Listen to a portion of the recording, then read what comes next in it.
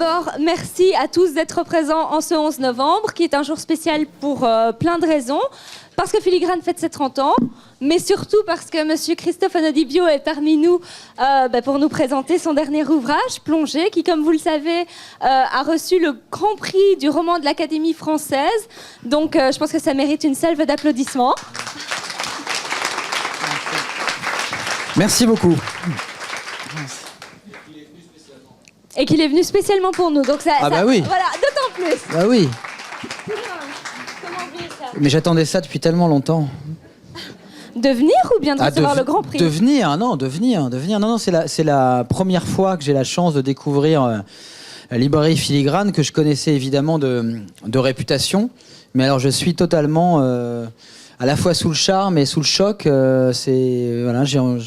J'aurais bien passé la journée, j'aurais dû venir un peu plus tôt. Bah, vous pouvez rester aussi longtemps que vous le désirez. Bravo. Non, mais c'est de voir des lieux comme ça aujourd'hui. Vraiment, je vous tire mon chapeau parce que le fait de voir les livres comme ça, on en veut un et puis on en voit un autre qui est absolument génial et puis un autre et ça a toujours été comme ça que j'ai fonctionné moi comme lecteur, de voir c'est gourmand quoi. D'ailleurs, il y a des tartes formidables. Enfin, c'est vraiment bravo. Voilà, on a pas ça en France. Il y a exactement tout ce qu'il faut. Voilà. Alors, pour ceux qui ne l'auraient pas encore lu, Plongée, c'est une grande histoire d'amour. Mais une histoire d'amour, j'ai envie de dire, un petit peu à la Belle du Seigneur. C'est-à-dire qui a, et ce n'est pas une coïncidence, également reçu le Grand Prix du roman de l'Académie française. C'était en 1968, mais ça mérite tout de même d'être signalé. Et comme dans Belle du Seigneur, j'ai l'impression que c'est vraiment le roman d'amour, mais qui dévoile l'envers du décor. Et il y a une scène superbe, la première scène d'amour entre Paz et César, qui est le narrateur, qui écrit ce roman comme une espèce de témoignage à son fils. Et cette scène se passe dans une mine désaffectée, mais surtout dans la plus profonde obscurité. Et j'ai trouvé ça assez paradoxal dans la mesure où Paz, elle est photographe, c'est-à-dire qu'elle a avant tout un œil ouvert. Est-ce que le fait de choisir une scène justement dans le noir, ça veut dire que l'amour ou la passion, c'est un aveuglement qui a des racines profondes, mais qui est tout de même un aveuglement. Bah, c'est merveilleusement dit. Oui, j'avais pas pensé à ça. Mais j'adore quand on me fait découvrir des choses sur les propres personnages. Je pensais, moi, tout bêtement, en fait, Paz, elle est, comme vous l'avez rappelé, elle est espagnole, elle vient d'une région... alors, est-ce que ça serait comme... Oui, au fond, comme la Belgique, c'est le nord de l'Espagne, entre le Pays Basque et la Galice. Et c'est un territoire qui est très très peu connu en Espagne, et qui a la propriété, la caractéristique d'être à la fois une terre de marins et une terre de mineurs. Et en amour, ce qui est génial, on a tous vécu ça, j'espère, c'est quand on tombe amoureux d'une personne et puis quand elle nous fait découvrir son pays, l'endroit d'où elle vient, on tombe peu à peu amoureux des villes, des villages, on l'imagine toute petite ou tout petit, gravir ces collines-là, aller se baigner dans telle rivière, telle plage. Et tout bêtement, j'avais pensé, comme sa famille, c'est une famille de mineurs, les Asturiens ont été les premiers à se révolter contre Franco, contre la dictature en fait. Et comme ils étaient mineurs, ils maniaient extrêmement bien les explosifs, donc ils ont été très très difficiles à réduire pour les franquistes, et il y a eu des drames terribles, des gens brûlés dans leur maison, enfin voilà, ça a été... Et donc je voulais que Paz vienne de cette histoire-là, elle est à la fois éblouissante, chaleureuse, volcanique, et en même temps elle a une part d'ombre, de mystère. Alors on rejoint cette pénombre, et c'est vrai qu'elle se donne à... Je dévoile rien, parce que l'histoire d'amour, il faut bien qu'elle se donne un moment quand même, enfin qu'elle se donne... Chacun se donne, mais elle choisit, de l'emmener à la fois au cœur de la mémoire de sa région, c'est-à-dire cette mine, une mine désaffectée, et qu'il visite en fait avec un groupe. Et à un moment, elle prend le César à part, elle l'entraîne dans un couloir, et là il y a c'est un peu une magicienne aussi, c'est un peu une magicienne, une sorcière positive qui l'envoûte. Et oui, ça a lieu dans le noir. Alors. Oui, l'amour, un aveuglement. D'ailleurs, lui-même est aveuglé, se trompe totalement sur elle. Non, mais c'est pas mal. Bravo. Vous parlez du fait que Paz est une sorcière. Et Une belle sorcière. Oui, tout à fait, une bonne sorcière. Mais tout au long du roman, il y a vraiment une espèce d'égide mythologique. C'est-à-dire que leur fils s'appelle Hector. L'Iliade est son livre de chevet. Il est fait référence au parc. Il est fait référence à différentes divinités asturiennes. Et on se rend très bien vite compte que César, il a vécu des choses assez traumatisantes. Il était journaliste, comme vous l'avez été, mais je m'arrête là. Et il a vécu, il a assisté au tsunami de Phuket, puis il a assisté à la guerre au Liban, et ça l'a laissé tout à fait meurtri.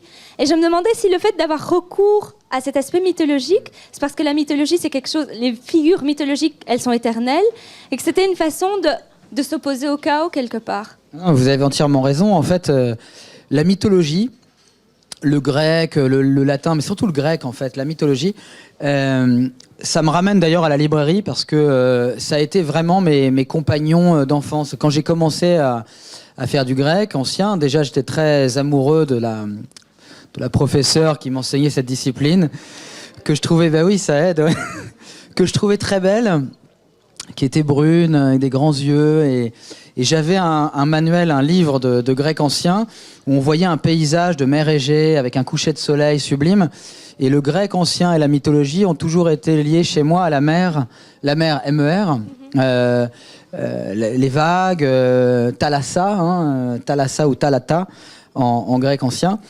et elle, je la voyais comme une forme de Circé, vous savez, celle qui retient, sorcière qui retient Ulysse, plusieurs années quand même, voilà, et qui l'envoûte, et qui absolument, il y a Calypso, il y a Circé, à chaque fois son parcours est jalonné par les femmes. Et en fait, quand j'étais petit garçon, bien sûr, j'étais amoureux comme un petit garçon, donc me faisait rêver. Et ça a été la mythologie, le grec, vraiment les portes d'entrée vers la littérature, vers l'imagination, vers le merveilleux. C'est pour ça que je suis très triste quand aujourd'hui je découvre qu'il va être de plus en plus difficile.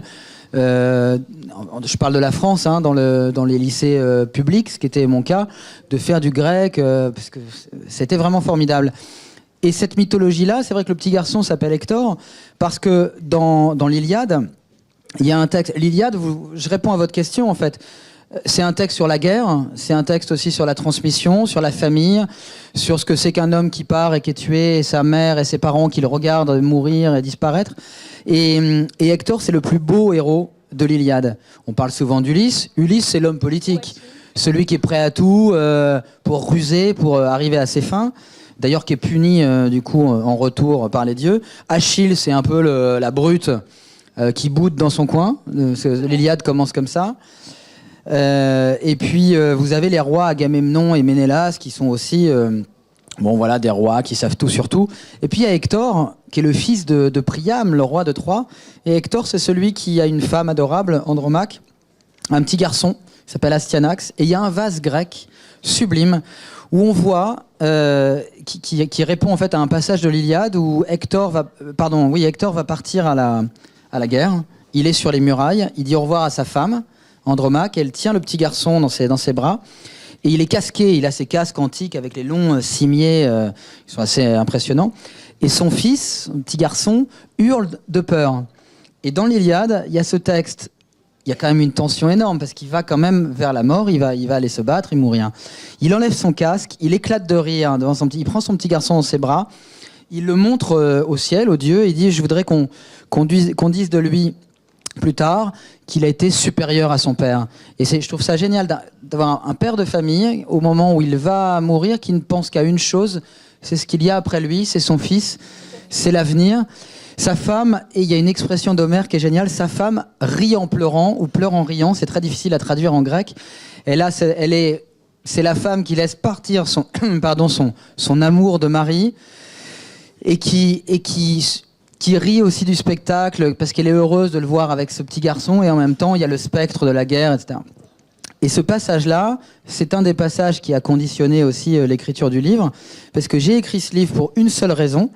J'ai eu moi-même un petit garçon en fait il y a 5 ans, et nouvelle extraordinaire, magnifique. Simplement, je me suis dit, j'ai envie de grandir avec lui. Enfin, d'ailleurs, c'est drôle, je dis grandir avec lui, de le voir grandir, mais aussi peut-être de grandir avec lui le plus longtemps possible, évidemment. Mais cette naissance m'a mis en tête quelque chose de moins d'étrange, en disant, mais s'il m'arrive quelque chose, qu'est-ce que je voudrais ? non pas lui laisser, c'est pas un journal, c'est pas des mémoires, etc., mais quelle histoire je voudrais qu'il lise. Et ça a été ça dès le départ. Quelle histoire je voudrais qu'il lise? Donc, une histoire d'amour, une histoire d'héroïsme aussi amoureux, d'un homme épris d'une femme à la folie. Et en fait, je fais mourir cette femme dès la première page. Donc, je ne dévoile pas, voilà. Parce qu'en fait, je trouvais, pour qu'un homme parle de la femme qu'il a aimée pour son petit garçon, parce qu'il s'adresse à elle, le produit de leur amour ne connaîtra pas sa mère. Donc il faut que cet homme qui l'a aimé raconte cette femme, raconte leur amour, leur histoire, les débuts, le milieu, la fin. Et pourquoi en fait je la fais mourir? C'est qu'on retrouve le corps de cette femme sur une plage, au bord d'une plage d'un pays lointain, oriental, qui pourrait être le Yémen, qui pourrait être Oman, je ne donne pas le nom. Au bord d'une plage, elle est nue, on retrouve ce corps avec le sel qui caramélise, qui cristallise sur sa peau. Dans un paysage absolument sublime, on a l'impression qu'elle est endormie. Et c'est aussi cette image-là qui a guidé le livre. Et on appelle donc cet homme qui l'a aimé pour lui dire, voilà, il faut venir reconnaître le corps. Et en faisant ce voyage, je rejoins le tsunami et le Liban dont vous avez parlé. Cet homme s'était juré de ne plus jamais quitter l'Europe pour certaines raisons. Et il va devoir enquêter pour savoir pourquoi cette femme qu'il a aimée est partie, les a laissés, lui et le petit garçon, pour partir au-delà de quelque chose. Là, je ne raconterai pas. Et donc, en profiter pour raconter à ce petit garçon qui ne connaît pas ce personnage de femme, qui elle était, combien flamboyante elle était, combien radicale elle était, combien étrange, combien un peu sorcière aussi elle était. Et c'est vrai que cette figure de la mythologie, d'Hector, de tous les mythes, me guide, parce que toujours, la question qui a présidé au livre, c'est qu'est-ce qu'on veut transmettre en fait d'une vie? C'est quoi une vie? Qu'est-ce qui est vraiment important? Qu'est-ce qui est superficiel? Qu'est-ce qui est profond et qu'est-ce qui ne compte pas? Qu'est-ce qu'on peut laisser de côté et qu'est-ce qu'il faut vraiment transmettre à quelqu'un? Qu'est-ce que c'est qu'une vie vraiment vécue ou une vie simplement survécue? Donc la transmission, et retrouver aussi le petit garçon que j'étais, moi aussi, avec tous ces souvenirs de lecture, de ce qui m'a ému, comme si j'allais tirer ma révérence, au cas où il m'arrive quelque chose, qu'au moins tout ça soit fait, enveloppé dans une histoire d'amour, parce que je pense que c'est la valeur la plus essentielle aujourd'hui, dans un moment où il est, je trouve, de plus en plus difficile d'aimer, dans une époque où tout est désir permanent, tout est sollicitation. Or, pour l'amour, il faut de la patience, il faut de la profondeur. Donc, c'est aussi un acte de résistance, et de résistance à l'époque que d'oser aimer pleinement. Voilà, je ne sais pas si j'ai répondu à votre question. Donc, c'est ça, il y a de la mythologie, de l'art, de l'eau. Parce que voilà, c'est une fille de l'eau, je l'ai dit, elle est à la fois petite fille de mineur et aussi de pêcheur. Donc à chaque fois qu'elle apparaît, l'eau n'est pas loin et c'est plongé, c'est ça, c'est plongé dans un couple, dans une femme et plongé évidemment sous la mer et plongé aussi dans ce qui fait pour moi le prix de la vie, c'est-à-dire la culture, l'émerveillement, les sensations, les baignades, les choses qu'on partage. Parce que c'est vrai. Une histoire d'amour, au fond, même quand on vit toute sa vie avec l'être aimé. Au fond, toute histoire d'amour se termine mal. Il y a toujours un instant où on dit au revoir à l'autre. Or, vous voyez, ces moments où on pense à l'autre parce qu'on écoute une musique, où on retrouve un objet qui lui appartenait, on a à la fois de la douleur et puis un sentiment qui vous envahit de plénitude, de sentir que l'autre vit encore en vous. Bah, c'est aussi ça que j'ai voulu faire dans ce livre. C'est-à-dire que qu'est-ce qui reste d'une vie? Qu'est-ce qui reste d'une femme qu'on a aimée ou d'un homme qu'on a aimé? Mais il reste le souvenir d'un éclat de soleil dans ses yeux, d'un verre de vin partagé dans un vieux bar espagnol, d'une robe qui enveloppait magnifiquement le corps, des parfums, le sourire d'un petit enfant. Donc c'est ça, trouver une espèce de sensualité. Et je reviens à votre question, la mythologie, les mythes, toutes ces histoires merveilleuses. Moi, j'ai trouvé énormément de sensualité. Je reviens à la couverture de mon livre de grec, avec la mer qui miroitait. Voilà. Mais, et effectivement, enfin, vous le dites depuis le début, on apprend que Paz est morte, mais en même temps, il y a toujours... Il y a un doute, on attend un démenti. Et tout au long du roman, il y a vraiment cette espèce d'attente d'une explication, d'un espoir. Et j'avais vraiment l'impression que le temps du récit était celui de la suspension. Et au plus vous m'en parlez, au plus je me dis, ben oui, c'est exactement ça, c'est ce qui reste, c'est ce qui poudre à la surface, c'est ce qui affleure en vérité. Et puis c'est comment aussi un homme se réconcilie avec la femme qui l'a quitté pour arriver à la comprendre, finalement, à comprendre ses choix. Et cette sérénité, quand même, cette colère aussi, parfois. Amour, colère, comme dans les histoires, comme dans la vie, heureusement ou malheureusement. C'est pas toujours très calme, il y a des tempêtes dans l'amour.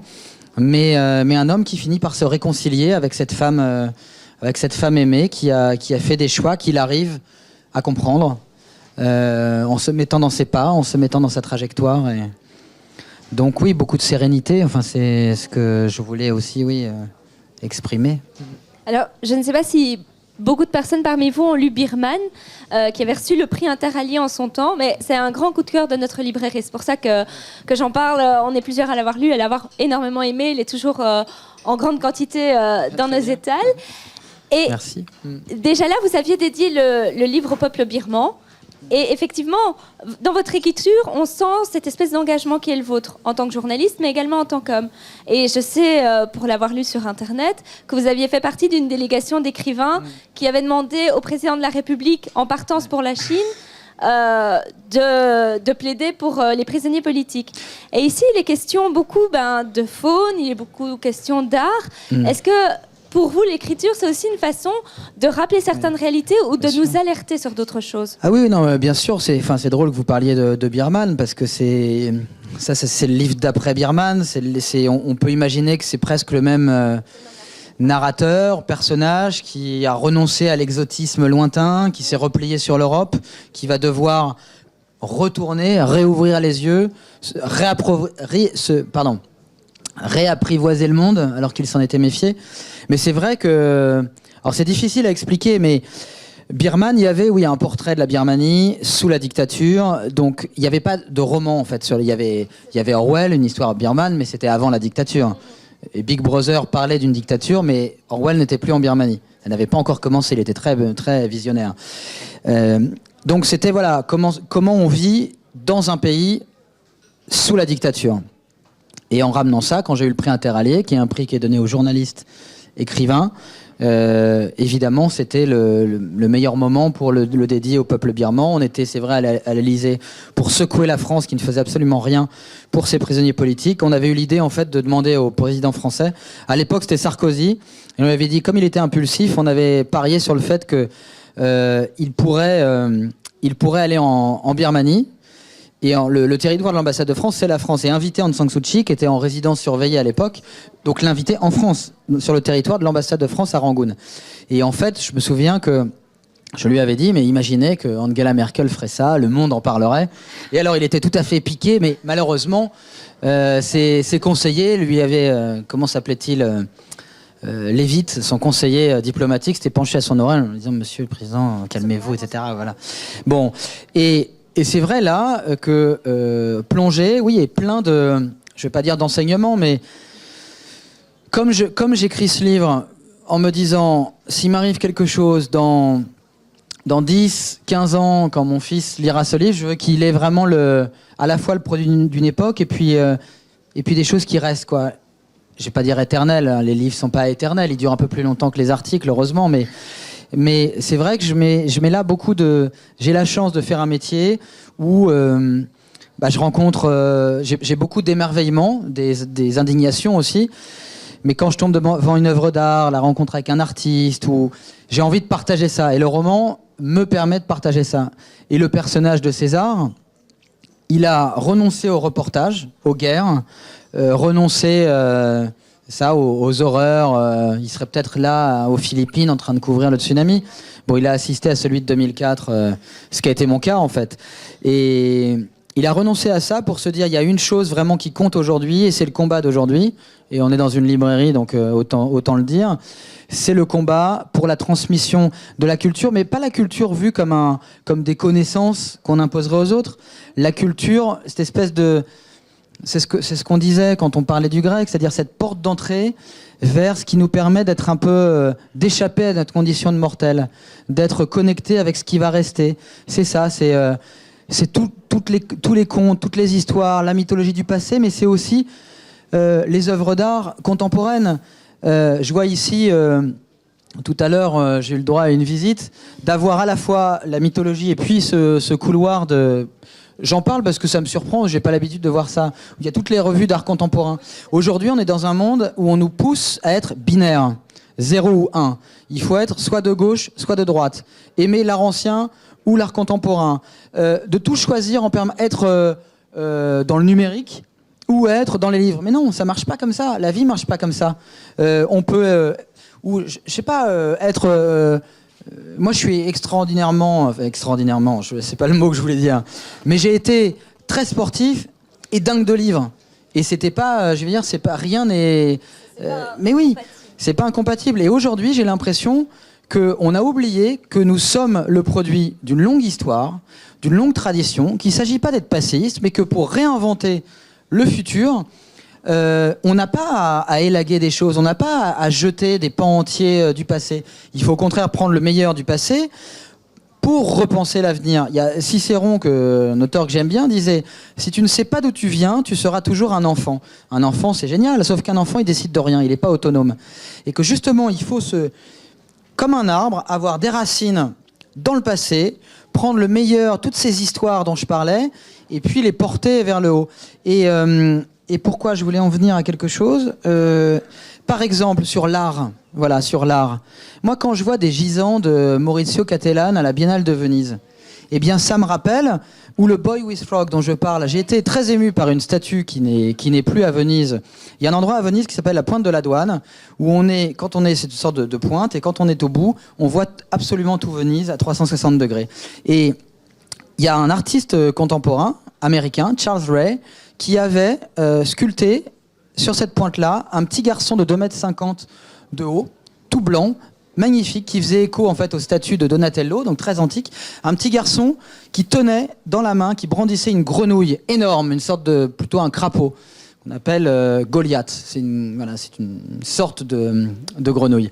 Et ce petit garçon-là, quand on le voyait, on avait déjà l'impression qu'il avait pris dans le canal cette grenouille. Et il la regardait avec son petit ventre bombé, vous savez, comme les enfants de 6-8 ans, un peu cambrés, etc. Vraiment un petit garçon. Et il regarde cette grenouille avec à la fois émerveillement et cruauté. Vous savez, les enfants, souvent, avec les insectes, ils sont curieux. Et moi, quand je voyais cette statue, qui est devenue un personnage en fait du livre, c'est la statue qui donne envie à César de faire un enfant à Passe. C'est qu'on voit... C'est ça, on est le produit d'une histoire. Les enfants seront toujours des enfants, auront toujours la même, j'espère, curiosité avec la nature, de regarder qu'est-ce que je peux faire de ça, toute la potentialité de la vie. Et cette statue-là, elle me faisait penser à des statues antiques que j'avais vues. Et qu'il n'y a pas une coupure entre l'ancien et le contemporain. Les artistes ne cessent d'être inspirés, les écrivains pareil. Les hommes ne cessent d'être inspirés par ceux qu'ils reçoivent et ceux qu'ils vont inventer. Et j'ai pas envie d'un monde où on doive absolument choisir entre les livres et les plaisirs de la bouche et de l'estomac, l'eau et le papier. Moi, je suis aussi dans le numérique. Je me sers énormément de ça et j'adore qu'on puisse communiquer sur un livre qu'on a aimé, qui soit en papier. Après, il y a ce qui est essentiel et ce qui va être le combat de demain, c'est le temps, se réapproprier le temps dans une vie où on a l'impression qu'on n'a jamais plus le temps, et puis le réel, le toucher, l'expérience vraiment vécue, l'objet, la jouissance en fait que donnent les objets.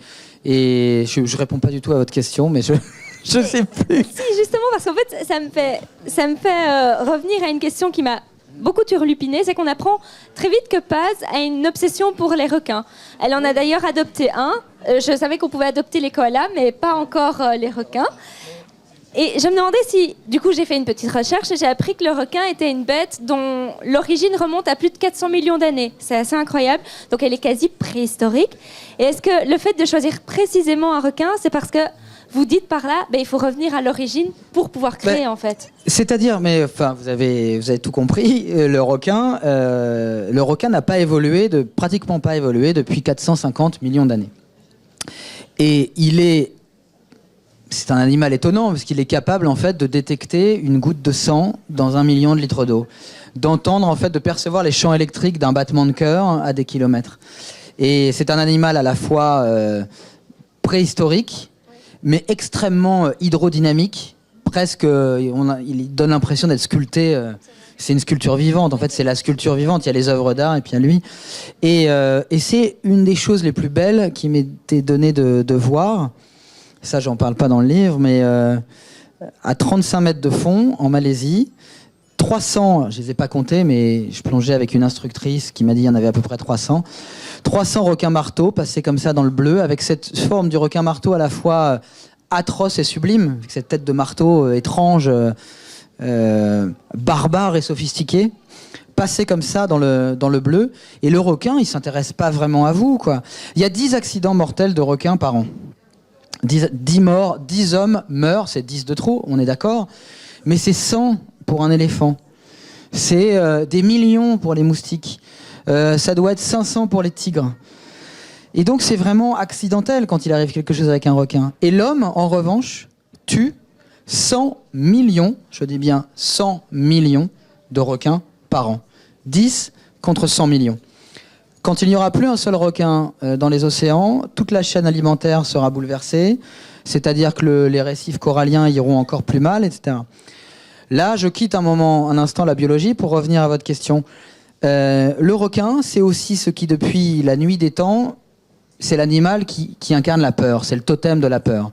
Requiem, le mot requiem, viendrait, nous dit un dictionnaire du XVIIe siècle, de requin, parce que quand les marins voyaient un requin, ils disaient il ne reste plus qu'à chanter le requiem, parce qu'il va vous dévorer. Et Lautréamont, poète du XIXe aussi, célèbre, lui, la beauté du requin aussi, dans un poème absolument atroce, où il s'unit à une femelle requin. Et puis Spielberg, dans Les Dents de la Mer. Donc, le requin, c'est la peur. Et c'est un livre que j'ai voulu, Anti-peur. Paz, elle vit sa vie. Déjà, elle vit au lieu de survivre. Elle a compris qu'il vaut mieux vivre plutôt que de simplement se contenter de survivre. Elle mène ses choix jusqu'au bout. Et en évacuant toute peur possible. César est quelqu'un qui est dans la peur de perdre son amour, et qui va devoir, en se mettant dans les pas de Paz, réapprendre à ne plus avoir peur, et descendre et plonger au fond avec Paz pour comprendre ce qu'elle a voulu faire. Donc ce requin, c'est à la fois, c'est vrai qu'il rôde dans le livre un peu en permanence. Il y a le côté étrange de cette adoption de requin, puisqu'elle se prend de passion, et lui est tout à fait terrorisé.